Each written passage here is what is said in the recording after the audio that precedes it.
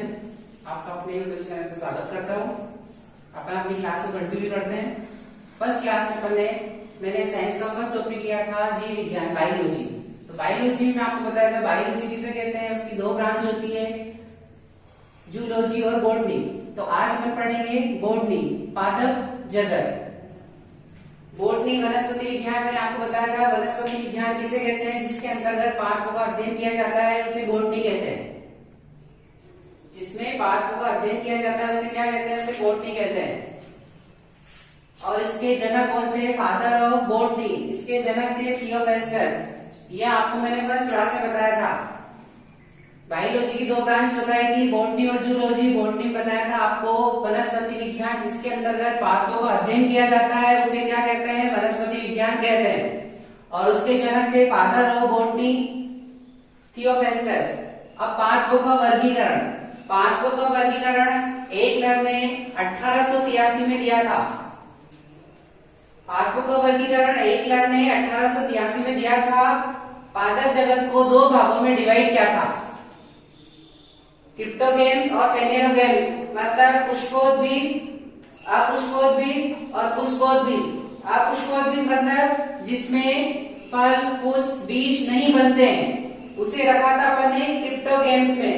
अपुष्पोद्भिद, अपुष्पोद्भिद मतलब जिसके अंतर्गत पुष्प, फल, बीज नहीं बनते, उसे रखा था अपन ने क्रिप्टोगेम्स के अंतर्गत। और फेनेरोगेम्स के अंतर्गत इसके अपोजिट पुष्पोद्भिद, जिसके अंतर्गत पुष्प, फल और बीज बनते हैं, उसे किसके अंतर्गत रखा गया, फेनेरोगेम्स के अंतर्गत।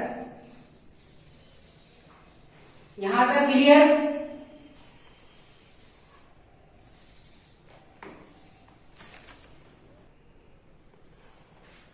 अपने चल रहा था पादप जगत। पादप जगत को मैंने दो भागों में बांटा था, क्रिप्टोगेम्स और फेनेरोगेम्स। अब क्रिप्टोगेम्स मैंने भी आपको बताया था पुष्पोद्भिद, जिसके अंतर्गत क्या होता है, जिसके अंतर्गत फल और पुष्प नहीं बनते हैं। और फेनेरोगेम्स मतलब पुष्पोद्भिद, जिसके अंतर्गत फल, बीज बनते हैं। अब क्रिप्टोगेम्स को तीन भागों में डिवाइड किया, टेलोफाइटा, बायोफाइटा और टेरिडोफाइटा। टेलोफाइटा, बायोफाइटा और टेरिडोफाइटा।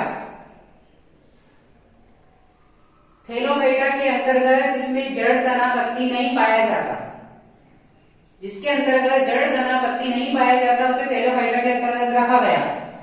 वैसे ही ब्रायोफाइटा, जिसमें भी जड़, तना, पत्ती नहीं पाया जाता लेकिन एक पत्ती जैसी संरचना, जिसे थैलस कहते हैं, पाया जाता है। जैसे जड़ जैसी राइजाइड, कई बार क्वेश्चन पूछ लिया जाता है, जड़ जैसी संरचना है उसे राइजाइड कहते हैं, और पत्ती जैसी संरचना उसे थैलस कहते हैं। वो ब्रायोफाइटा के अंतर्गत पाया जाता है। वैसे ही टेरिडोफाइटा, इसमें भी जड़, तना, पत्ती, बीज नहीं पाए जाते, नहीं बनते हैं इसके अंतर्गत भी। अब टेलोफाइटा को तीन भागों में फिर डिवाइड किया, शैवाल, कवक और जीवाणु, बैक्टीरिया।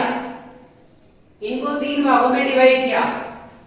ये किसके अंतर्गत रखा गया, क्रिप्टोगेम्स मतलब अपुष्पोद्भिद के अंतर्गत, जिसके अंतर्गत पुष्प, फल, बीज नहीं बनते हैं।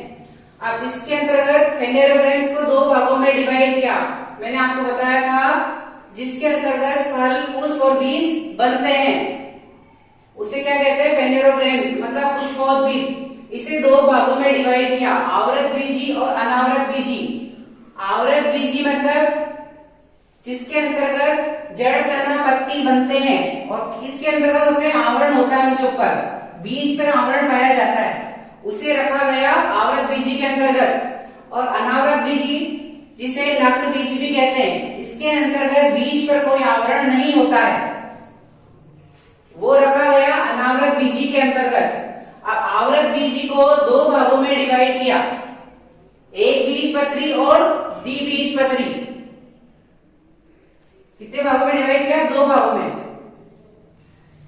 थैलोफाइटा अपन ने यहाँ तक अभी सब समझा। अब उसके बाद थैलोफाइटा के सामान्य लक्षण। थैलोफाइटा में क्या होता है, मैंने आपको वहां पे बता दिया था, जिसके अंतर्गत जड़, तना, पत्ती नहीं होते हैं, वो किसके अंतर्गत रखे गए थे, थैलोफाइटा के अंतर्गत।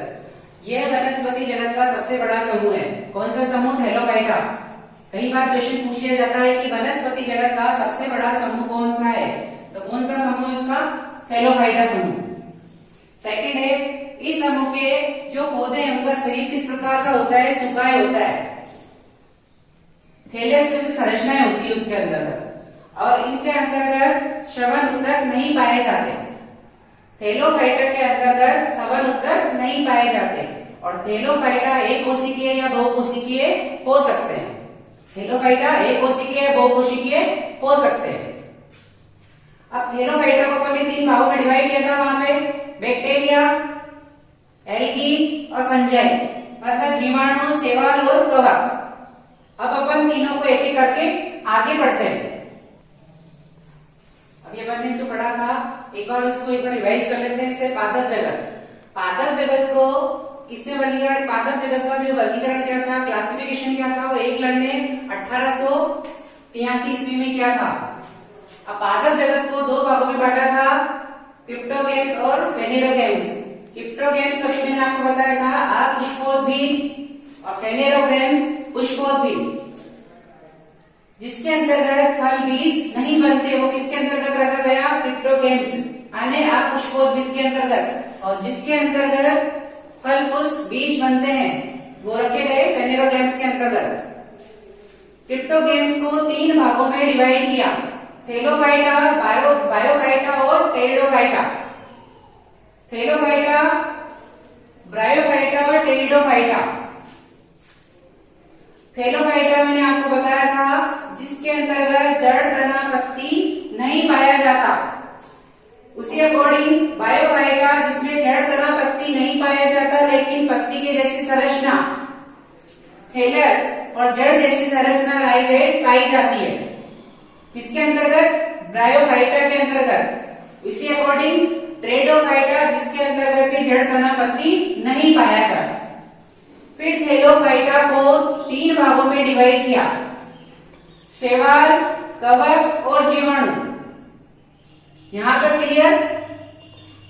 उसके बाद फेनेरोगेम्स मतलब पुष्पोद्भिद, जिसके अंतर्गत फल, पुष्प और बीज बनते हैं, उन्हें 2 भागों में डिवाइड किया, आवृत बीजी और अनावृत बीजी, जिम्नोस्पर्म और एंजियोस्पर्म। आवृत बीजी शब्द से पता चल रहा है जिसमें फल, पुष्प और बीज बनते हैं, लेकिन किसके अंतर्गत, आवरण के अंतर्गत। इसमें बीज आवरण होता है, बीज के ऊपर आवरण पाया जाता है, वो रखा गया आवृत बीजी के अंतर्गत। और जिसमें बीज तो बनते हैं लेकिन उसके ऊपर आवरण नहीं होता, उसे क्या कहते हैं, अनावृत बीजी, नग्न बीज, उसे नग्न बीज भी कहते हैं। इसे नग्न बीजी भी कहा जाता है। अब आवृत बीजी को 2 भागों में डिवाइड किया, एक बीजपत्र, द्विबीजपत्री। यहां तक क्लियर। अब अगर आप इसका स्क्रीनशॉट लेना चाहते हो ले सकते हो। अब इसके बाद अपन थैलोफाइटा के अंतर्गत 3 रखे गए, शैवाल, कवक और जीवाणु। तो अपन कल इस चीज को कंटिन्यू करेंगे। अब एक एक करते हुए अपन तीनों को पढ़ेंगे, बैक्टीरिया क्या है, कवक क्या है, एल्गी क्या है, शैवाल क्या है। अब तीनों को कंटिन्यू पढ़ेंगे। Thank you so much. घर रहिए, सुरक्षित रहिए।